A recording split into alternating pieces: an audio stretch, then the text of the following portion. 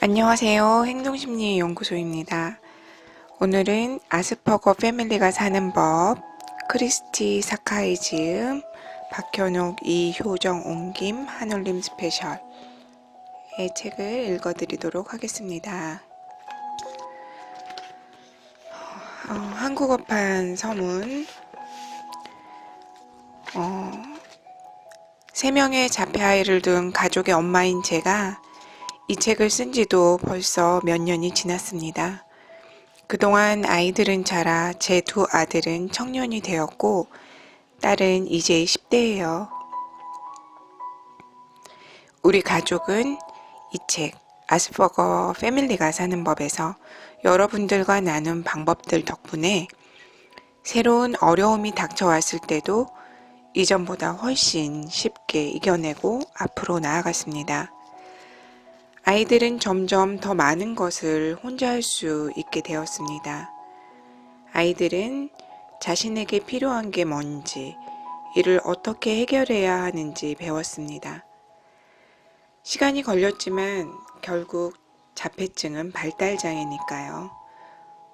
물론 발전은 일직선으로 꾸준하게 이루어지지는 않습니다.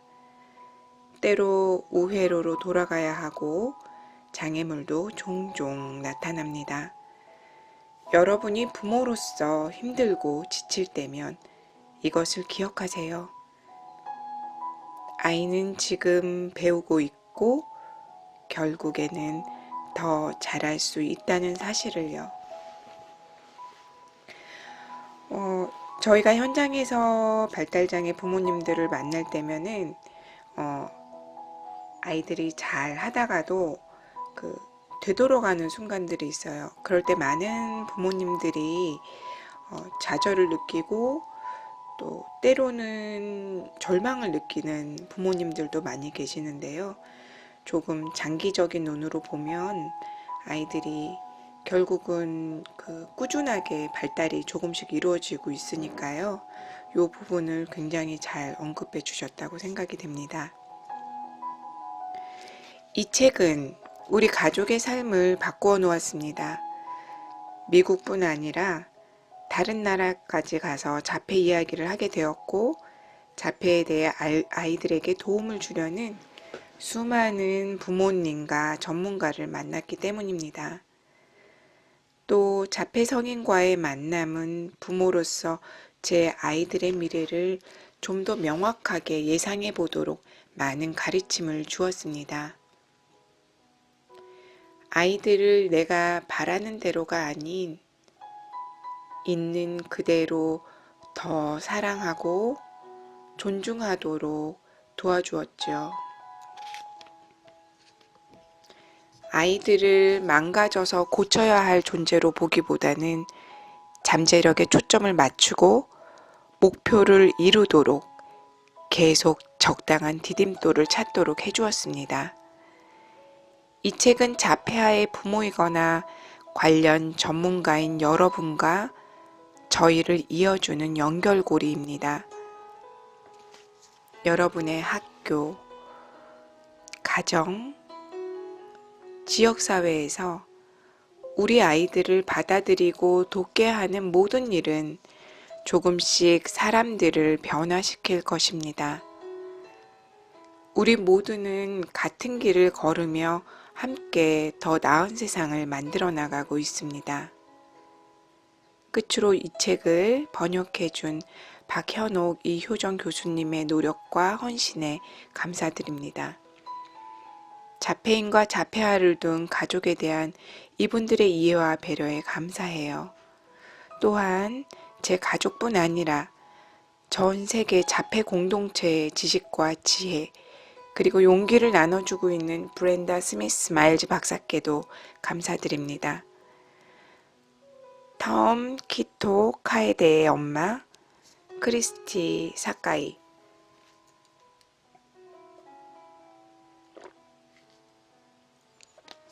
자, 추천 서문 읽어드리겠습니다.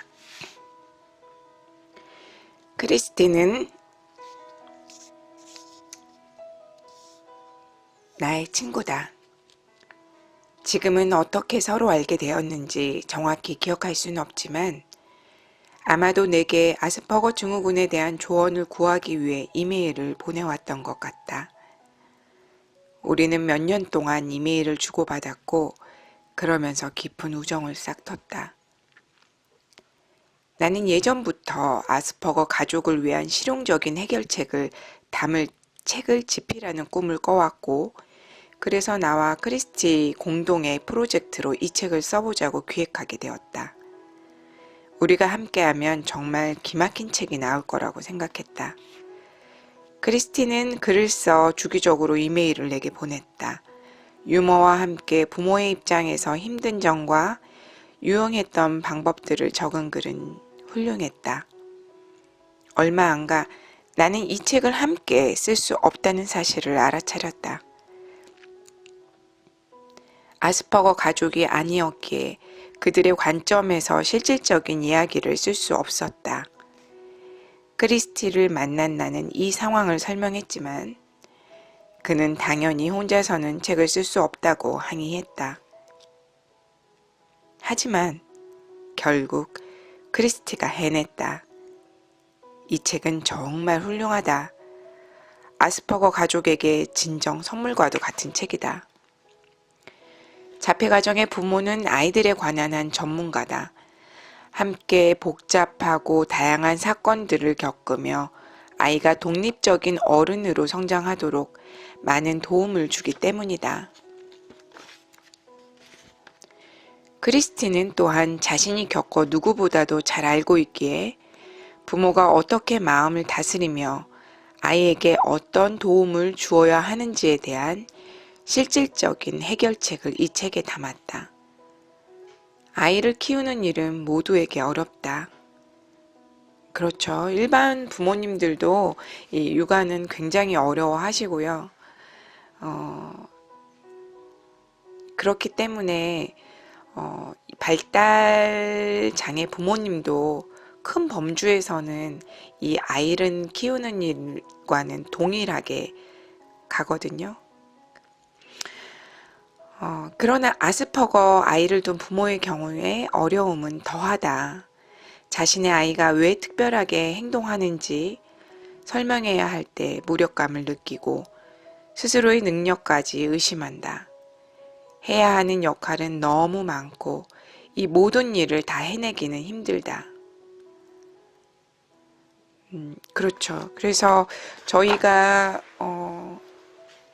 행동심리연구소에서 하는 어머님들, 아버님들, 또 양육자들을 만날 때는 반드시 부모님의 상담부터 먼저 들어가요. 왜냐면은 부모님의 그 심리적인 상태, 에너지를 먼저 저희가 함께 복돋아 줄 수 있는 작업을 진행하고 나서 그랬을 때 아이들을 케어하기가 훨씬 더 편안하기 때문에 굉장히 중요한 부분이죠.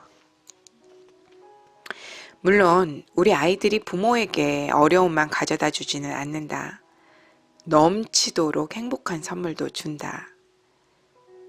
나는 많은 부모들이 크리스트의 방법과 관점, 유머와 조언을 즐겁게 받아들일 것이라고 믿는다. 그렇죠. 저희가 장애 아동이라고 해서 어려움만 있느냐? 그렇지 않거든요. 굉장히 많은 기쁨을 아이들이 주고 있고요. 특히 이제 자폐아 부모님들 또 빨리 그 아이의 이런 특장점들을 받아들이는 부모님일수록 요 행복한 작은 선물들을 더 빨리 느끼는 경향이 있기 때문에 어떻게 보면 어려움이 큰 만큼 기쁨도 큽니다. 예.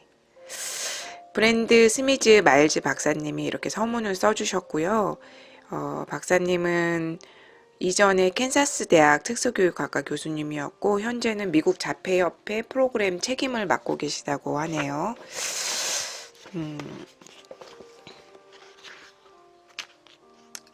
자, 저자의 그 원서문을 읽어보도록 하겠습니다. 큰아들 톰이 8살 때 아스퍼거 증후군 진단을 받았다. 우리 부부는 그전까지 이런 증후군이 있다는 것도 명확히 몰랐다. 우리는 아이들을 잘 키우기 위해 애정과 관심을 기울이는 부모였지만 때때로 톰의 행동은 이해하기 힘들었기에 자기 회의에 시달려야 했다. 최선을 다했지만 아스퍼거 증후군에 대해 잘 몰랐기 때문에 길을 잃곤 했다.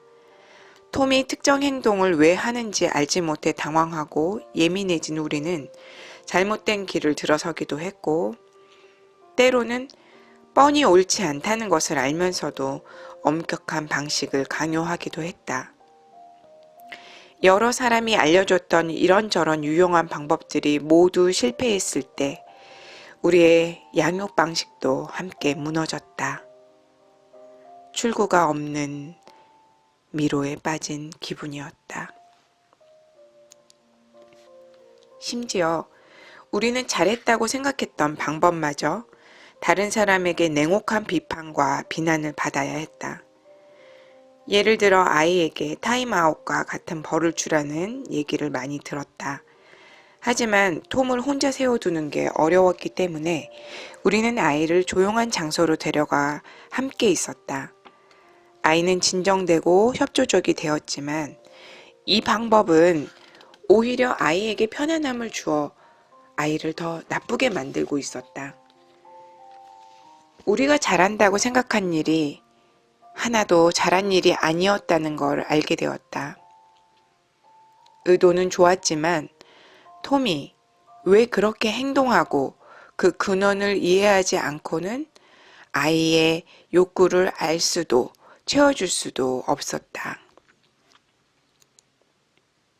진단은 아이를 보다 잘 이해할 수 있는 기본 틀이 되었다.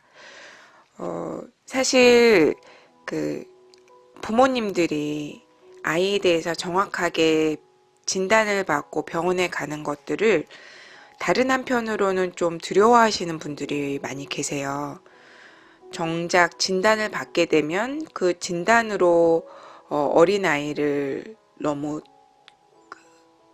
틀에 이렇게 규정하는 게 아닌가? 또 사실 인정하기가 굉장히 힘이 드시죠. 근데 그 부분들을 정확한 진단을 함으로써 아이에게 정말로 정확하고 적확한 방법으로 도움을 줄 수 있는 그 첫걸음이 된다고 인식을 좀 전환해 주시면은 어떨까 합니다. 특히 뭐 기록이 남고 이런 거에 대한 두려움이 많이 있으신데 지금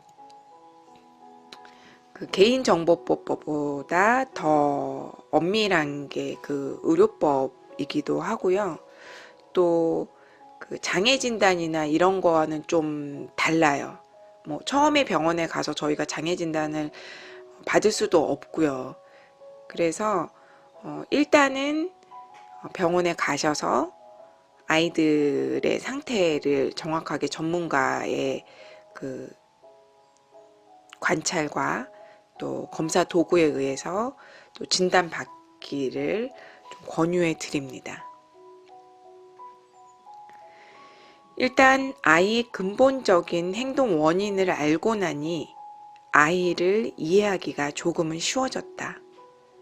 또 우리 부부가 왜 그토록 힘들었는지 그 이유도 알게 되었다.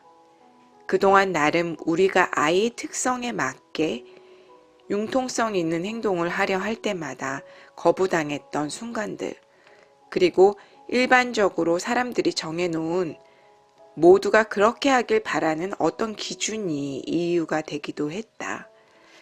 물론 궁극적으로 우리가 옳았던 적도 많았다. 아이가 표현하는 여러 단서에 가장 잘 귀를 기울일 수 있었고, 특별한 상황에서 아이가 어떻게 반응하는지 관심을 갖고 적절히 조절해 주려고 애쓰는 사람이 우리이기 때문이다. 그런데도 우리는 우리 가족에게 가장 적절한 것이 무엇인지 고심하는 대신 다른 사람의 기대에 맞추기 위해 동분서주하곤 했다. 이러한 사실을 우리는 첫 아이인 톰과 둘째 키토, 셋째 딸 카에데까지 모두 자폐범주성 장애, 아스퍼거 증후군 진단을 받은 후에야 알게 되었다. 지난 5년간 상황은 차츰 나아지고 있다. 그러나 여전히 나는 우리 가족과 아이들을 위해 사용했던 여러 가지 방법이 정말 좋았는지 명확히 알지는 못한다. 다만 지금은 우리가 아이를 이해하는 마음으로 바라보기 시작했으며 아이의 행동과 감각 문제를 보다 적절히 다룰 수 있게 되었다. 또한 아스퍼거 아이의 특별한 요구와 부모인 우리의 요구를 해결하기 위해 우리 삶의 방식을 바꿨다. 그때는 진단을 받기 이전에 1. 집에서는 잘 지내던 아이가 밖에만 나가면 극심한 분노 발작을 일으켰다. 우리는 왜 그러는지 이해하지 못했다. 2. 힘든 일 2개는 3가지, 4가지가 되었다. 다른 사람들은 비판적으로 보았고 비난하기 시작했다. 우리는 스스로가 나쁜 부모가 아닐까 염려하고 창피해했다. 3. 아이가 잠을 잘 자지 않았다. 우리도 그랬다. 4. 어떤 옷을 입히면 온몸이 가렵다며 괴로워해 우리는 어찌할 바를 몰랐다. 감각 문제죠. 5.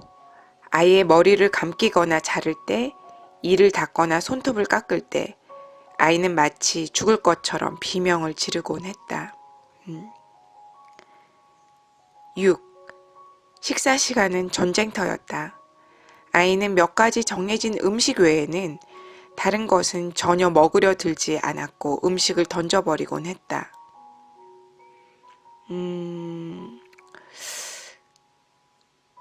아이들이 감각이 예민한 친구들이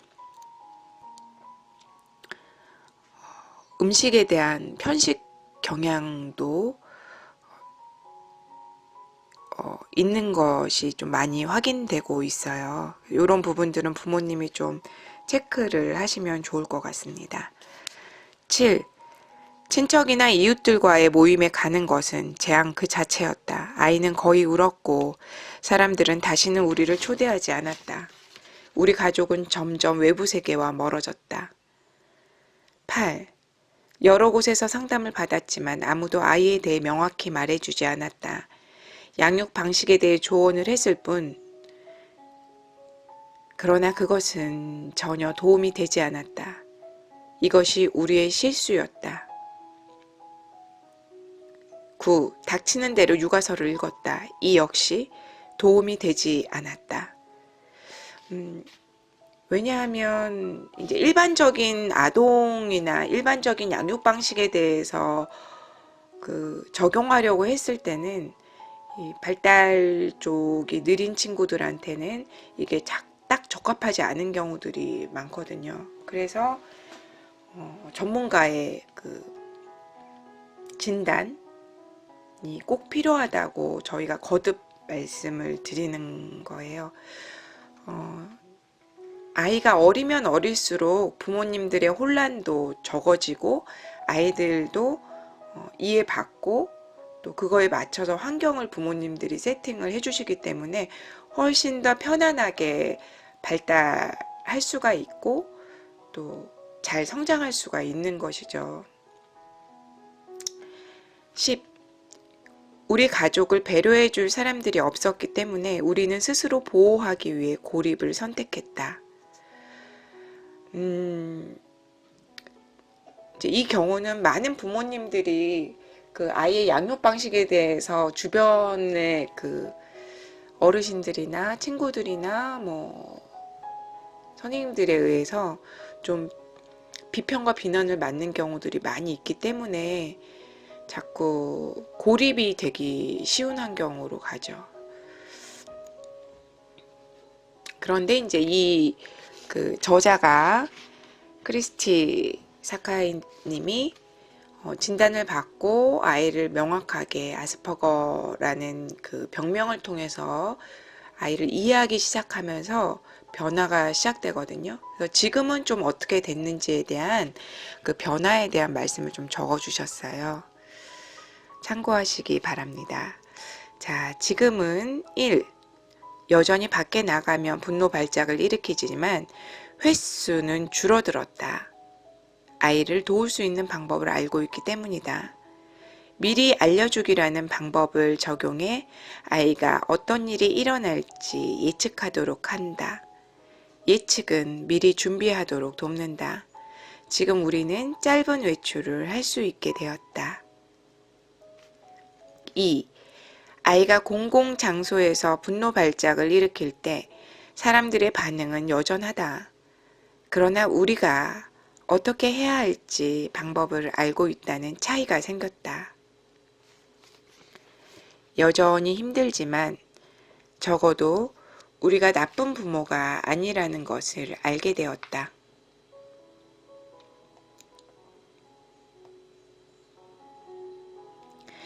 3. 규칙적인 생활, 그림 계획표, 감각 자극 줄여주기, 약물 처방으로 모두 잠을 잘 자게 되었다. 4.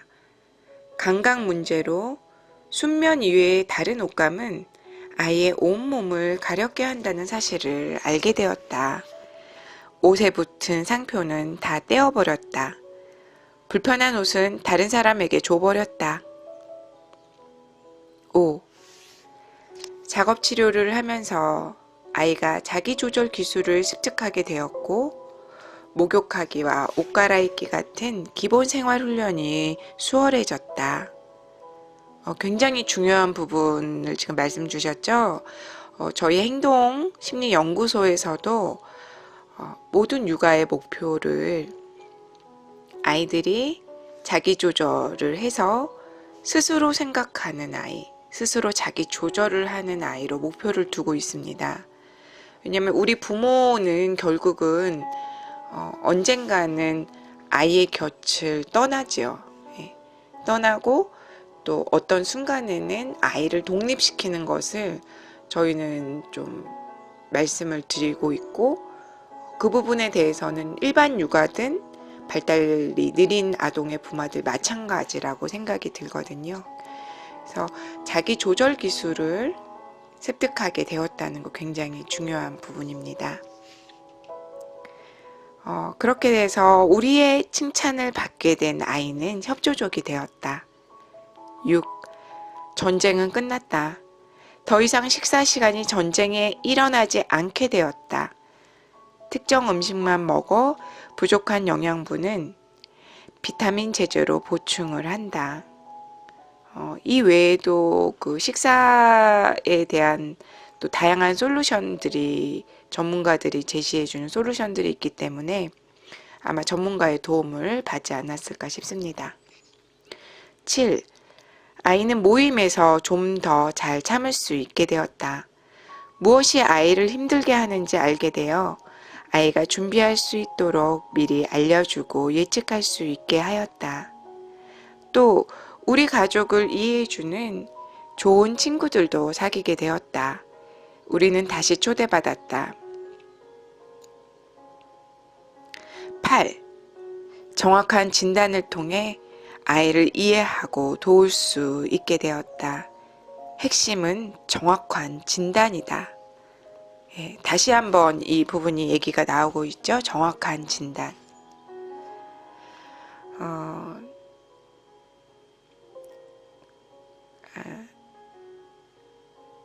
사실 아이를 이해할 수 없을 때 부모들이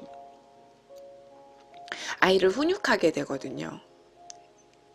때로는 엄격하게 훈육이 들어가고 그걸 어떤 예절을 가르쳐 주기 위해서 또 아이가 그 사회생활한테 민폐를 끼치면 안 되니까 이런 목적을 가지고 예를 들면은 그 식사 자리라든가 이럴 때에 아이를 굉장히 야단을 많이 치게 돼요. 사실 저도 그랬었고, 왜냐면은 이제 같이 식사하는 자리는 우리 가족만 있는 게 아니라 또 상대편의 가족이 있기 때문에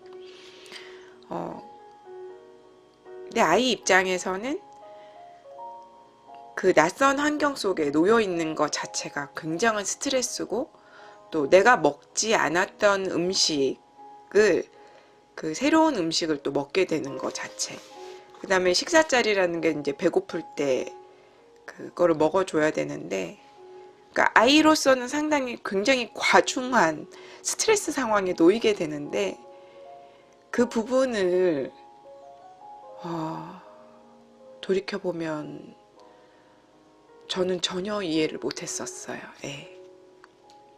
병원에 가서 아이의 상태를 좀 검사를 받으시기를 정말로 적극적으로 추천드립니다.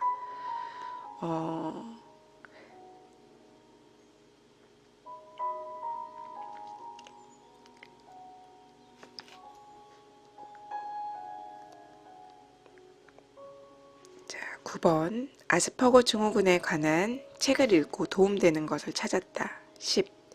우리 삶에 필요한 사람이 많다는 사실도 알게 되었다. 의사와 학자와 같은 전문가 집단과 학교 관계자들, 그리고 언제나 우리를 지지해주는 친구들 등등. 우리는 지원 공동체를 구성했다. 제가 얼마 전에 아이와 함께 좀 이야기를 나눴어요. 그 시절이 저는 아이가 굉장히 어렸을 때였는데, 7살 때 이제 같은 식사 모임에서 아이가 울기 시작했고 불평을 하기 시작했고, 그래서 아이를 따로 불러서 굉장히 엄격하게 아이를 야단치고, 또 이 문제가 반복이 되면서 사실 그 조부모님과의 갈등도 컸어요. 왜냐면 아이를 제대로 교육을 못 시킨 거죠. 7살이나 됐는데 이제 식사 예절이라든가 이런 것들. 그래서 부모들은 사실 이중 삼중의 고통을 안게 되고,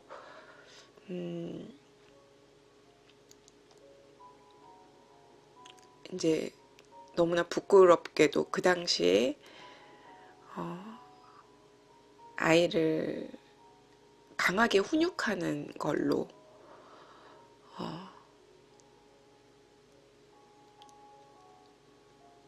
했었죠. 그래서 제가 이제 이 책을 여러분들한테 소개시켜 주기 전에 다시 한번 읽으면서 생각이 나서 얼마 전에 이제 저희 아이와 대화를 좀 나눴어요. 그랬더니 지금 뭐 10년도 더 지난 일인데 아이가 기억을 하고 있더라고요. 선명하게 기억을 하고 있었고, 제가 좀 그때 미처 이해를 못해서 이제 미안하다고 얘기를 했고, 그런 과정을 좀 지나가면서 좀 화해의 시간을 가졌는데,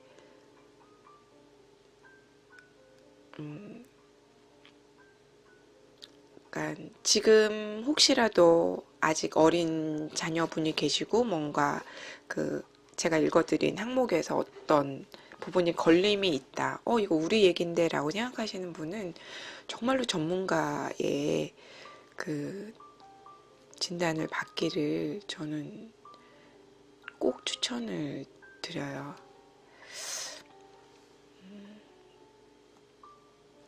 그래서 마치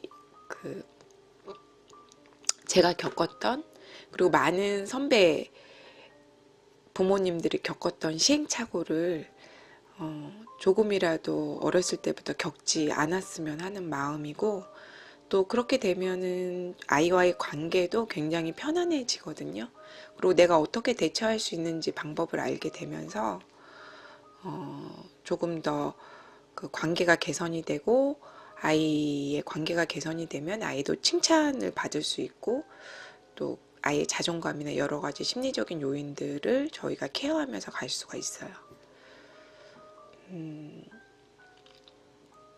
그래서 자꾸만 제가 얘기를 하게 되는데 그만큼 적극적으로 좀 말씀을 드립니다.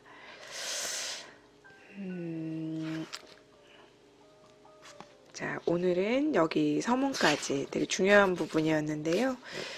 서문까지 오늘은 좀 말씀을 드리고 또 이 이야기가 좋으셨다면 혹시 주변에 또 이런 친구 가족들이 있다면 꼭 연락을 해서 좀 함께 이 이야기를 나누고 공유해 주시면 감사하겠습니다.